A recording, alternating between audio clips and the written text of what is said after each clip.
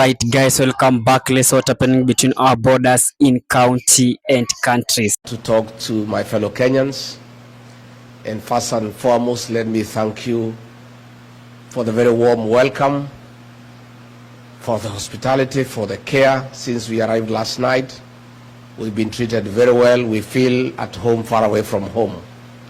Again, let me take this opportunity to thank all of you for the honor and the privilege you have accorded me and my wife to create time, despite you being very busy in your various engagements, to come and listen to us and engage with us. We don't take it for granted. It's a great honor.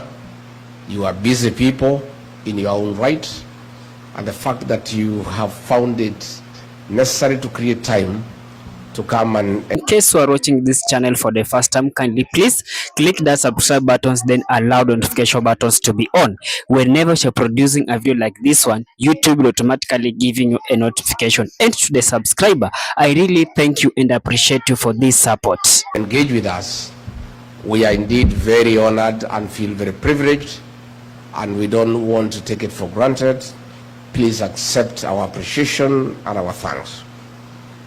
Number two, since I came to the States about more than a month ago, I am amazed by the love the Kenyan people have accorded to me. I'm also fascinated by the unity of the Kenyan people, of staying together as Kenyans, loving one another, taking care of each other, and being your brother's keeper. Most profoundly, I am more than impressed by the culture of hard work you have exported here to America. Kenyans here are doing well, they are doing great. Those who are employed are respected at their working places for being hard workers and being very committed and focused in the jobs that they do. Other Kenyans, I'm so happy, have graduated into creators of employment. They have started businesses that have succeeded. And that tells me and gives me comfort that Kenya, we are okay, we are good. If we are given the right opportunity, the right environment, working systems, Kenyans can thrive and succeed anywhere in the world. Mujipigie makofi. I am very encouraged that, and more than convinced, more than ever before, that all we need to do back home is to get our systems working. We have the personnel right in Kenya to transform our country. Only that we need to fix the systems and make them work. You guys have succeeded here in the United States because the systems are working. So given that Kenyans are the same people, the challenge we have as leaders is to make sure that back home the systems are working, the people to transform the economy and the country are here, they are in Kenya. You guys have done it here, you can do it back home. And that is what we seek to do. Why has Rigathi come calling in the United States? I've come to the United States to look out for my people, Kenyans who live and work here, to engage them and to listen to them and have a conversation with them. Mostly important, our party, the DCP, our slogan is listening to Kenyans. And that's why I've come to listen to the people of California. Hapa California munasemaje? Ati California munasemaje? Hapa pia ni one term? Sure? Hapa pia ni one term? Wow. This one term thing is everywhere. So I have come, my good people, on two fronts. One, to share with you what is happening back home. Number two, to share with you what I think you can do to make Kenya great and to address the issues that challenge us as a nation. Number 3, to seek a partnership with the diaspora on how we can work together and how the brigade in the diaspora can participate in the economic transformation of our country, and how the people in the diaspora can play a role in building their country and making sure that Kenya gets nearer what is happening here in the United States. I am sure you know, but for the purposes of clarity, it's good for me to tell you that things are not that rosy back home. I have seen a Gen Z here, Kevin, speaking with a lot of clarity of thought. And I feel for our children, our young children, the Gen Zs. Back home, the government that we elected in August 2022 has turned against our young people with brutal efficiency, and they are now victims of abduction, forced disappearances, and being killed. Their crime, speaking out, demanding good governance, transparency, and accountability for their parents, for their siblings, and for the Kenyan people. A government that was elected on the platform of being democratic, of respecting the rule of law and constitutionalism, has turned against his own people. And sadly, the young ones. Brutal as the colonial government was, but very brutal.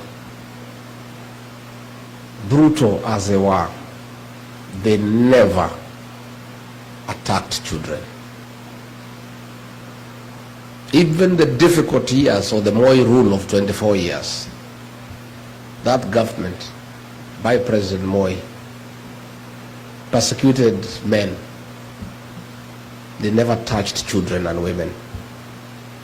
This is unprecedented. It has never happened in the history of Kenya. No government, no leader has ever turned against children.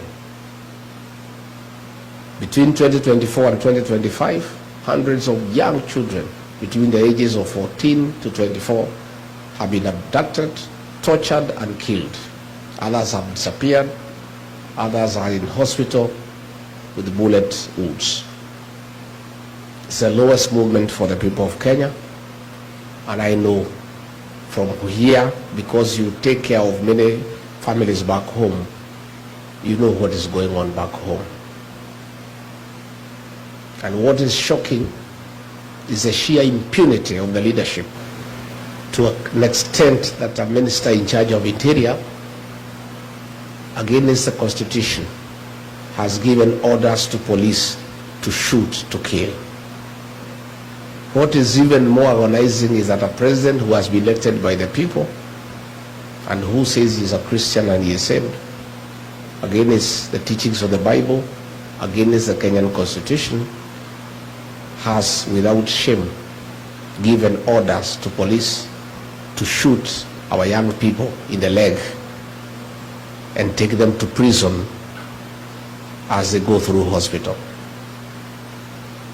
It's shocking, and the people of Kenya are in anguish, they are in pain.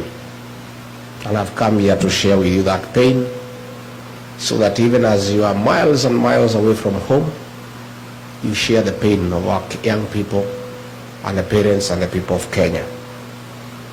And that is why Kenyans across all communities, everywhere, there is concurrence and agreement that the solution to stop these abductions, to stop these killings, to stop the torture of young people is one term. That is why it is a clarion call across ridges, across valleys, on top of the mountains, in bars, in hotels, in buses, in Uber, in churches, in schools, in university halls, in the bus stops. There is no other discussion in Kenya. It's one term.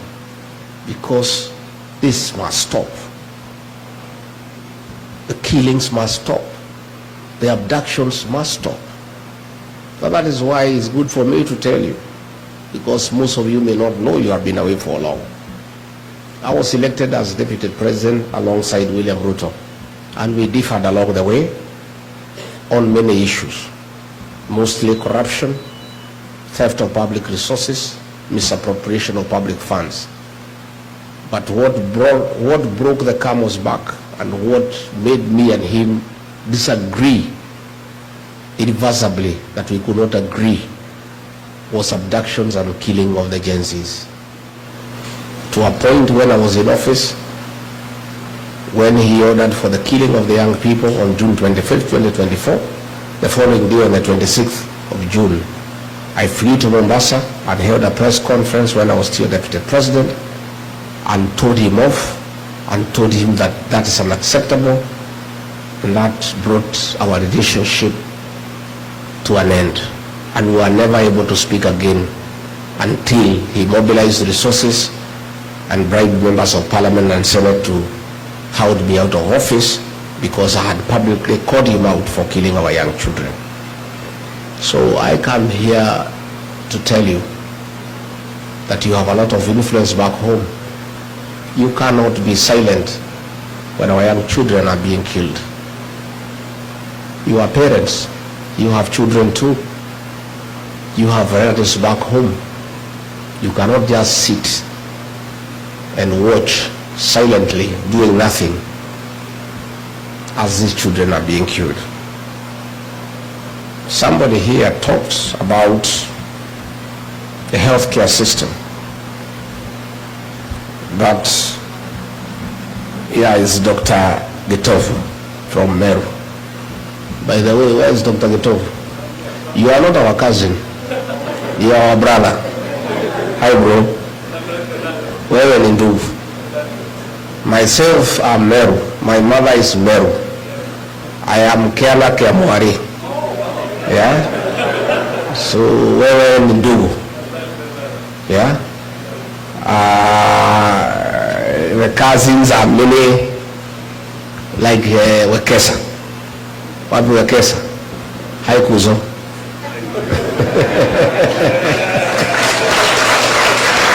Thank you. And let me tell you,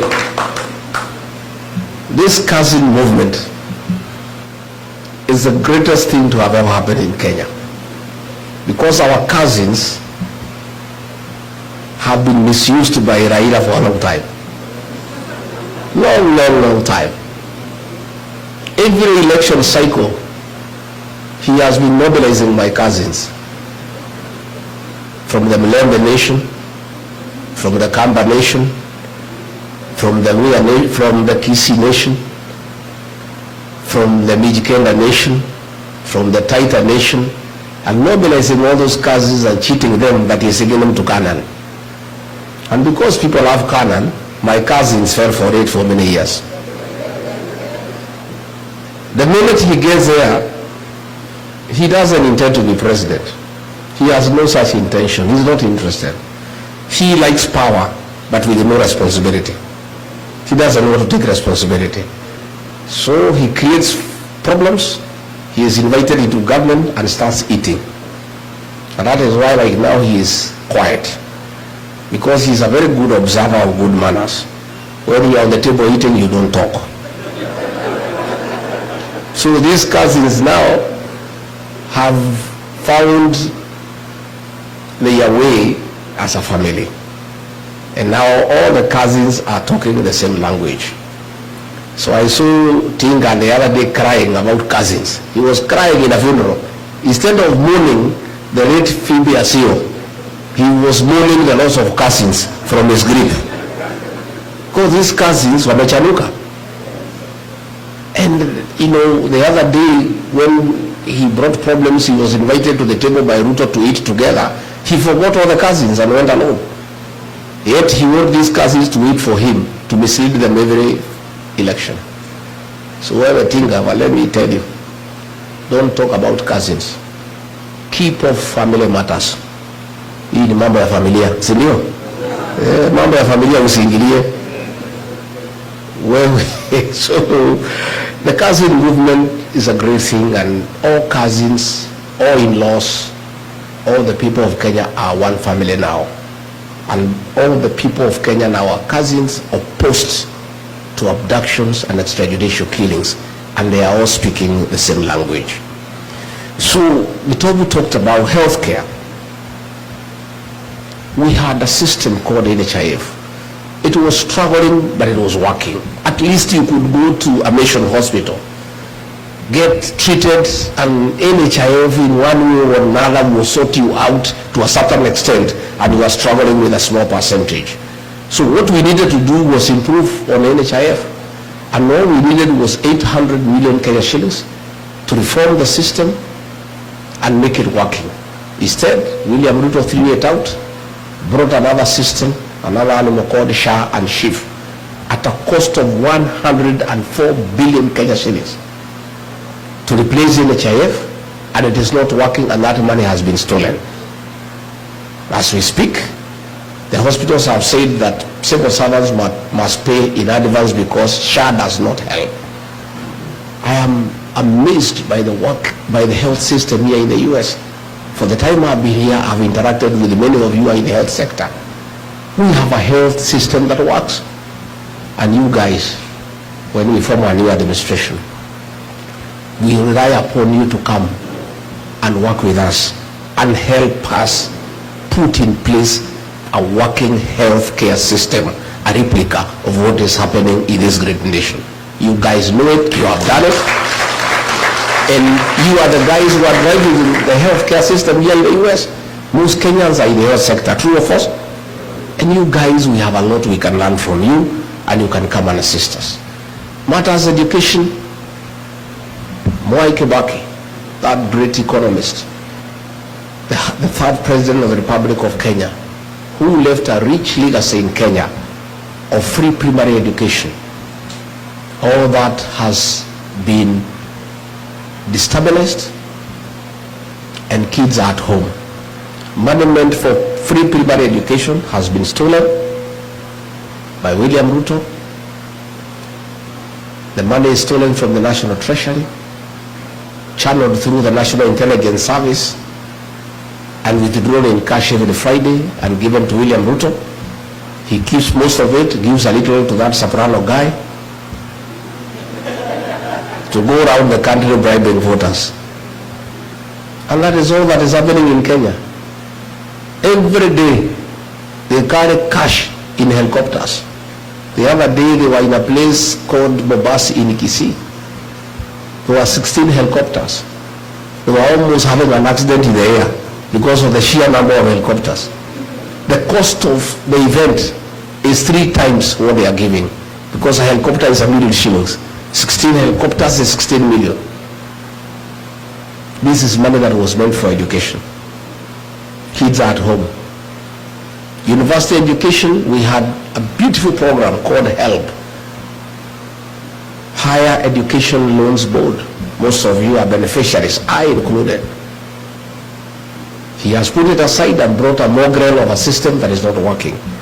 Most of our kids are at home. They cannot access university education. The economy has come to a standstill. Pending bills have not been paid for 3 years. People who did work for government are being auctioned. Unfortunately, even when their properties are being advertised for sale by public auction, they are not being sold because there is nobody to buy. Nobody has money. Over-taxation. Too many levies. The pay slip has been raided and made dysfunctional. So there is huge outcry by the middle class back home. And all these things we need to fix. But the most annoying is the violation of human rights, that nobody can say anything about what is going on. If you say something, a Subaru comes and picks you up and you disappear. Young people are being abducted and taken to court on trumped up charges of terrorism, despite the fact they have committed no crime at all. So that's the situation back home, and that is why I and others have joined hands with the people of Kenya to say that we want to have a change in government, and we are working on it, and it's going on well, only that is a little bit too far away. I've listened to that moving story of Anthony Buthia, a survivor of the Kiambaa Church. Some MPs from Rift Valley have been shouting at me that I should not talk about that matter. We must talk about it, because history informs the present, and the present informs the future.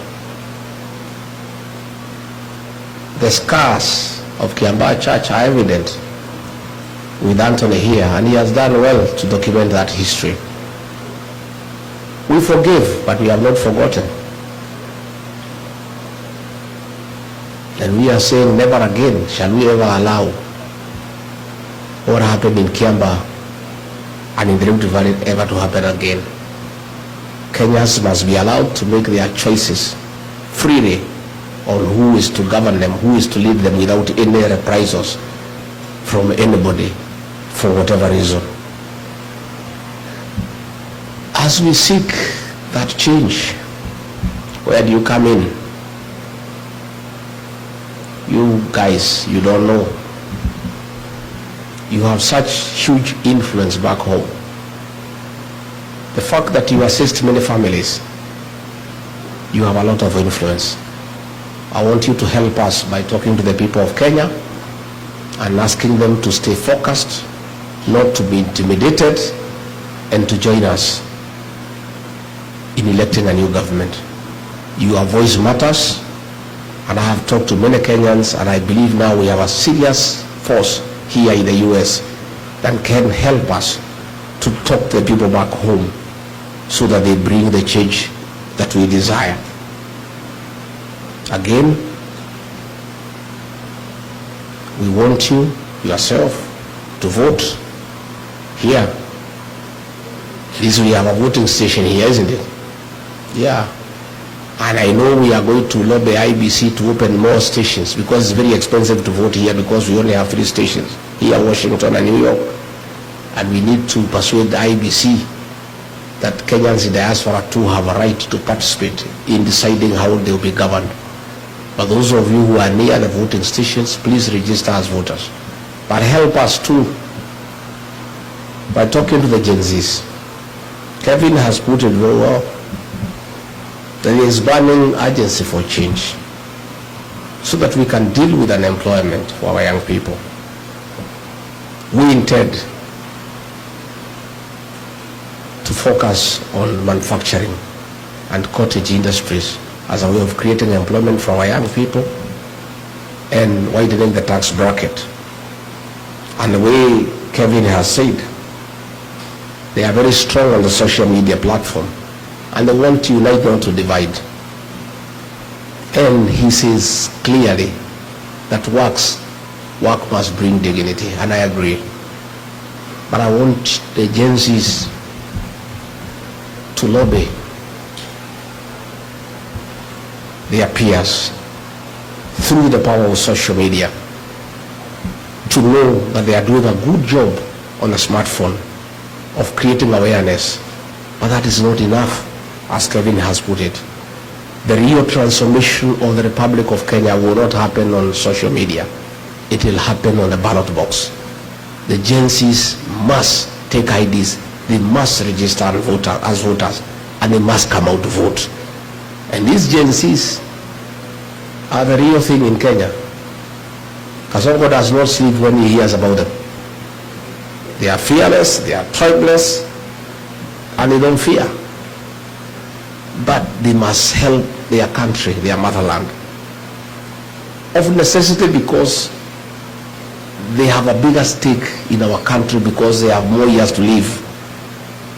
It is in their interest that their country is restored, because they have a future. and they must participate very strongly in that transformation. So the Gen Zs, I agree with Kevin, you are our partners for today. And I want to say very, very candidly that if given the opportunity to lead Kenya, God willing, the way to transform Kenya is to get good partners to work with to help you. And these partners are our young people. These Gen Zs have the ideas. They know what needs to be done in Kenya. All we need to do is bring them on the decision-making table, and they help us restore our country.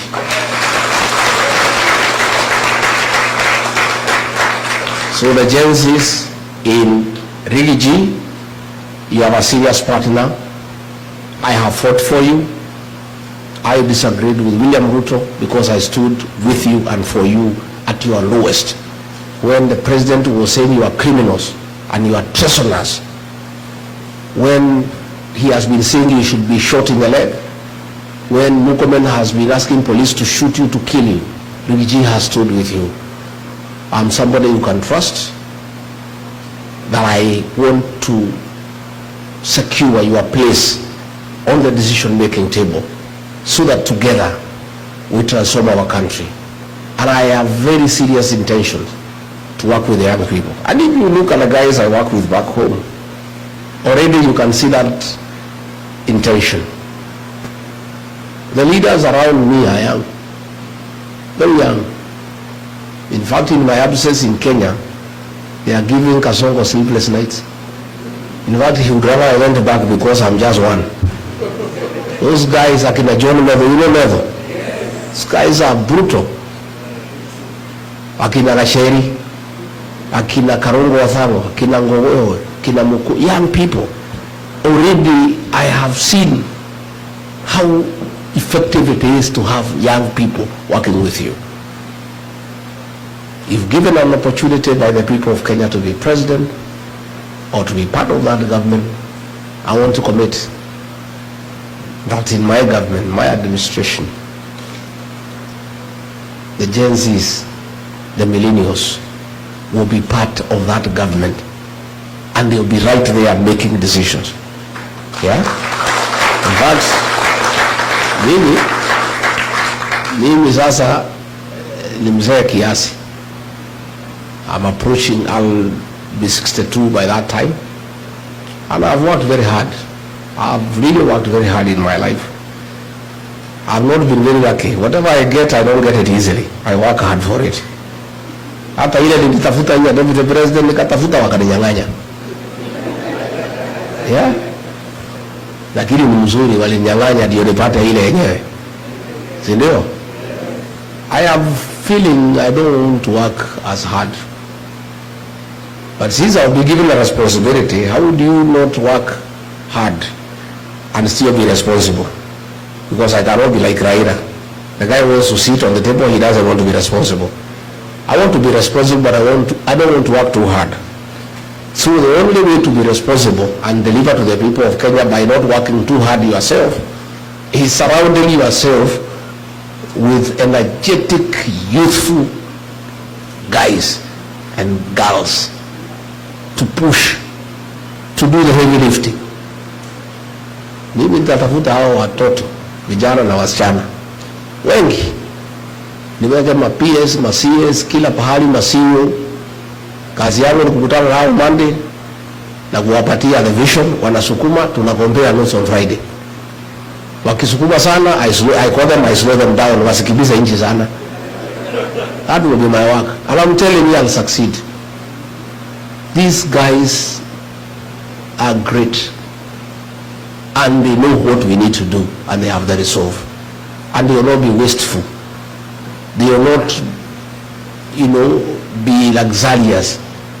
These are guys you can bring into government, and they don't need big mansions. They can stay in the flats. They can use Uber to come to work, and they are not bothered about those big things that ministers and PSs want to have in offices. So we can still bring meaningful change by having a serious workforce of young people who are not wasteful and who are not having hang-ups about power and privileges. I want to say, the diaspora people, I've come here to tell you that I want you to be my partners in the new administration, because it's the right thing to do and it's wise to do that. In the 1970s, coffee was #1 foreign exchange earner for our country. In the 1980s, tea became #1 foreign exchange earner for the country. In the 90s, coffee and tea were overtaken by tourism. But in the last 10 years, and as we speak today, the highest foreign exchange earner for our country is remittances from the diaspora. It's you guys. You are the drivers of our economy. All the money we use to pay public debt is the money you send home. All the money we use to import goods is the money you send home.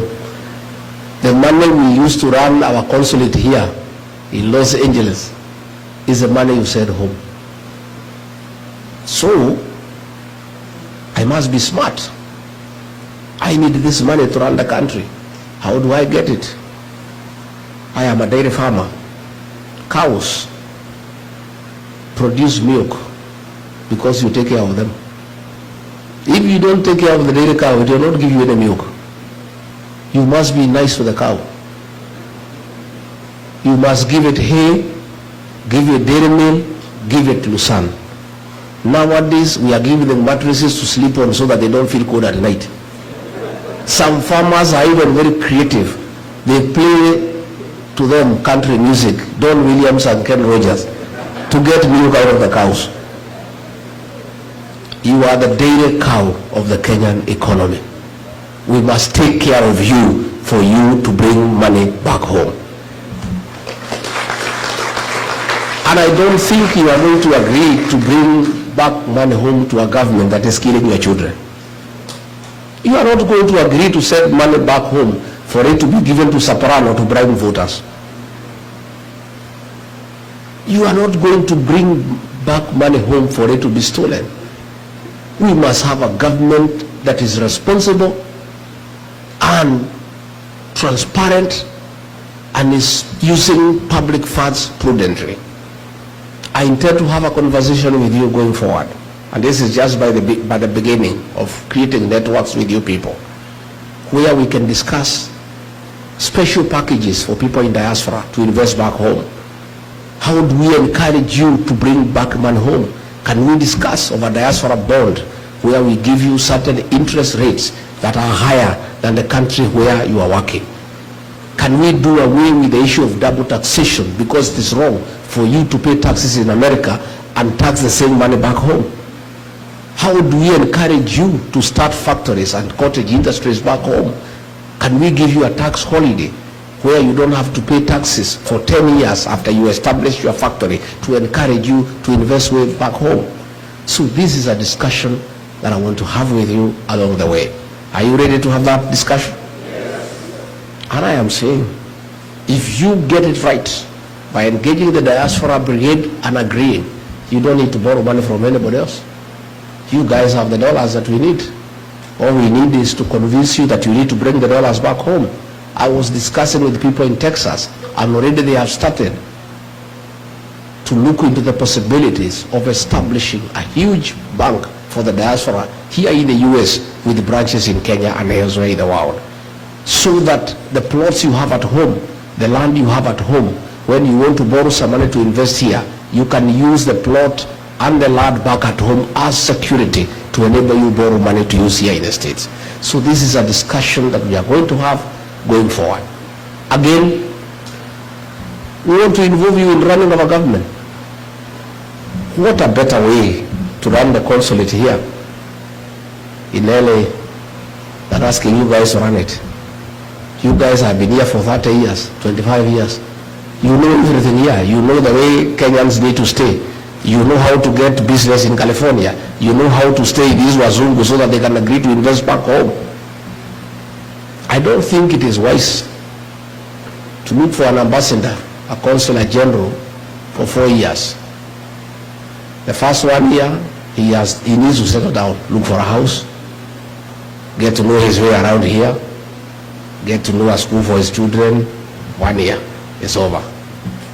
The second year, start making friends and networking and understanding what goes on.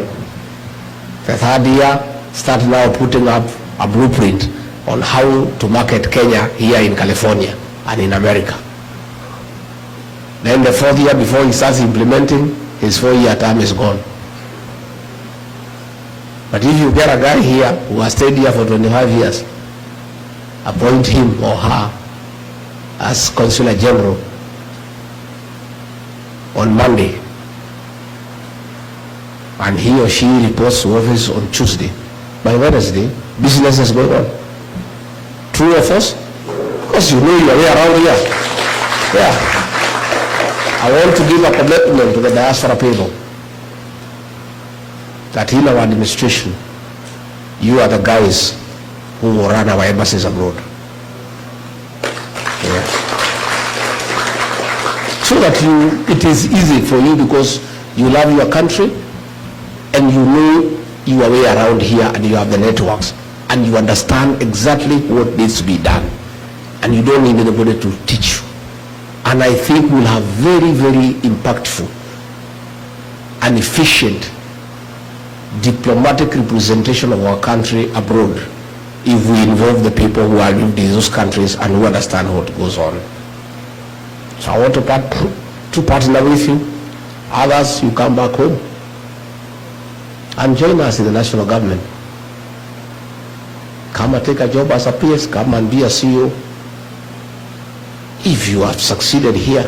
I was in the Silicon Valley the day before yesterday, the whole day. I went to Google, I went to Meta. Wow. The center of innovation, the whole world. I found 35 Kenyans at Meta, senior executives who are driving innovation and creativity, who are driving that big corporate. They know what needs to be done on artificial intelligence. They know exactly what we can do to make Kenya a very serious tech hub that will be admired by the rest of the continent. And they are doing it in America, and they have succeeded. Then back home, the Minister for ICT is William Kabogo.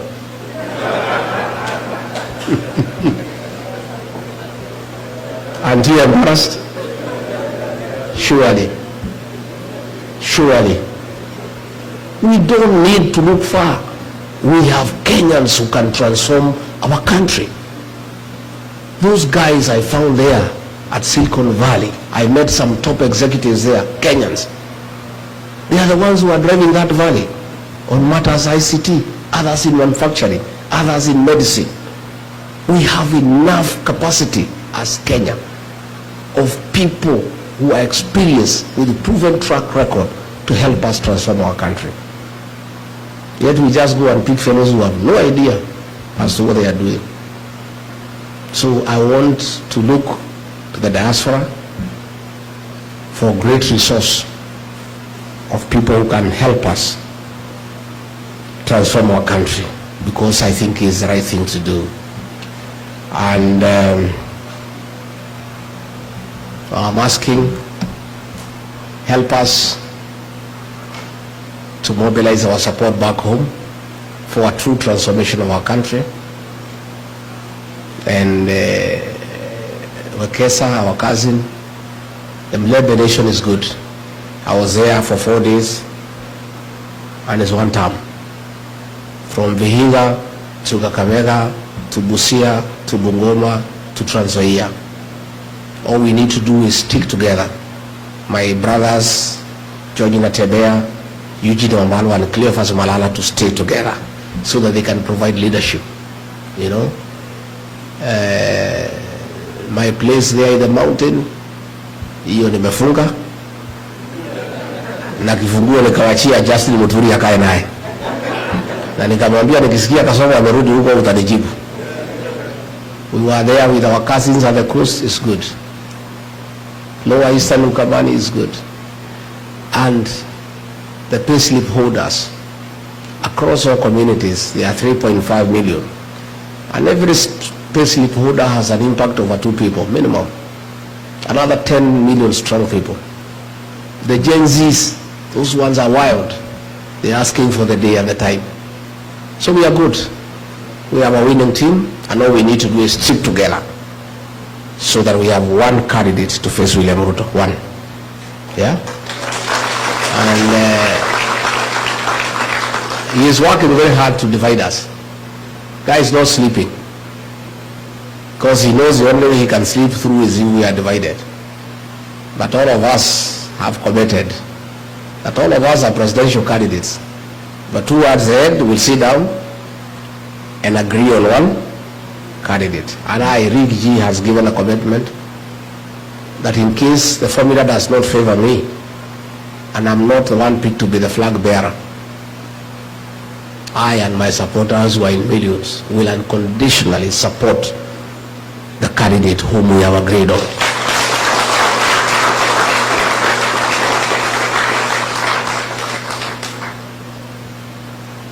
Lakini wakiamua ni mimi,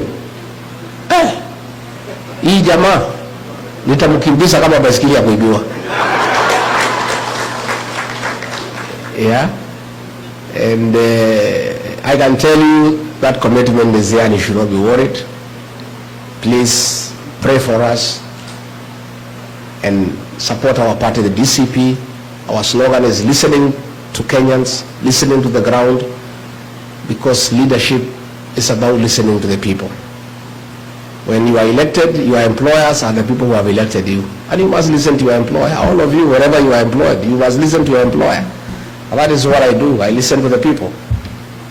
Since I came to the US, I'm a better leader than when I came. I've listened to many people, and I've written.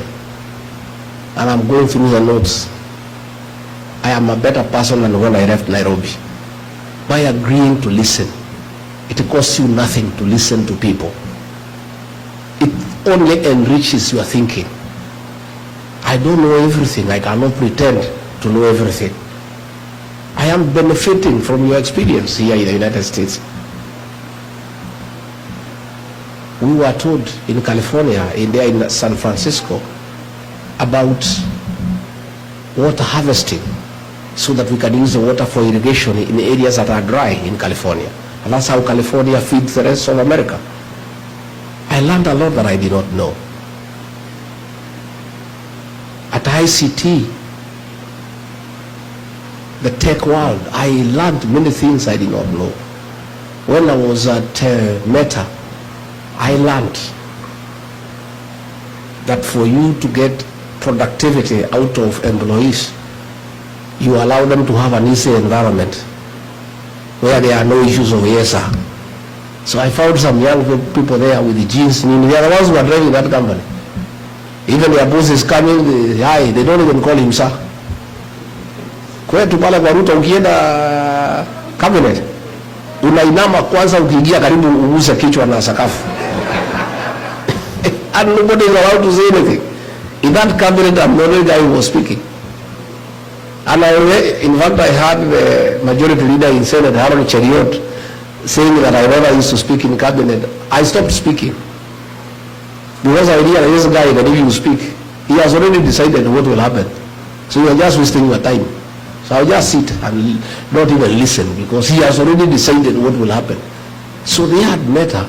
I found working groups of young people. Nobody is abused there. Everybody is allowed to be creative and to have initiative, and is discussed and agreed on. It was a very useful lesson for me. That given a chance to lead Kenya, I'll create such environment even within cabinet, even among PSs. I just allow people to talk and be easy so that they are able to be creative and productive and they can be useful to the country.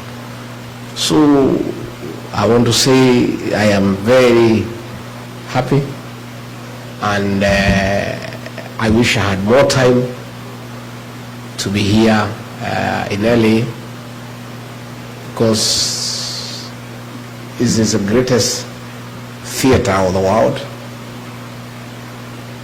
where all the stars in film, in music are. Yeah, I'm walking around with the people here to see whether I can meet one of them. Yeah, I would have loved to be here, you know, a longer time, but I'll come. I've really enjoyed since I came. People are very nice. You are very kind to us, and I would also have wanted time to visit the filmmaking industry to see what we can borrow from here for the purposes of exporting that experience and knowledge to our country, where we allow people to make films and to be productive. So I've just come to say how happy we are to find you here, looking good, looking successful, and I really look forward to a very healthy engagement, and whatever questions that are there, I am told there are questions I'll be given, I'll be able to answer them, and if there are any more I can answer. I want a free session. I don't believe in praise and worship, because if I want praise and worship, I have my church back home. You know, I want to listen to people, and if people don't have to agree with me 100%, and if everybody agreed with you 100%, there is something wrong. If you had everybody just praising you, you know, they are back at home. Ruto has created praise and worship. You must thank him for the sunshine, although he has nothing to do with it. Thank him for the rains, for the air that we breathe. Even when things are not working, you praise him for his vision and insight. I mean, I don't believe in it myself. I believe in constructive engagement, and I don't know everything. And I'm willing to be corrected, I'm willing to be guided, I'm willing to be informed, so that I'm a better leader. That is a way to learn, and that is the purpose of engaging people. Not just to praise you and tell you how great you are. They also need to guide you and tell you things you don't know, and things they think you can do differently for a more meaningful and impactful realization of what you desire to do. Kwa hivyo mimi nimeshukuru sana sana sana sana sana sana, na mkija nyumbani mkuja mnitembelee. Mtakuja Wamonyoro? Mtakuja lini? Mtakuja? Sasa wewe ni shemeji ama is this our in-law or our neighbor? You are cousin for Mungu? Wow, which part of Mungu? Hapo town kwa Mheshimiwa Mkoji. Well done. Well done. Every people are great people. Yeah, I'm so happy to see you people and to listen to you and to have this engagement. So I don't know how we proceed with the questions that were there. Do we have, they were written or something?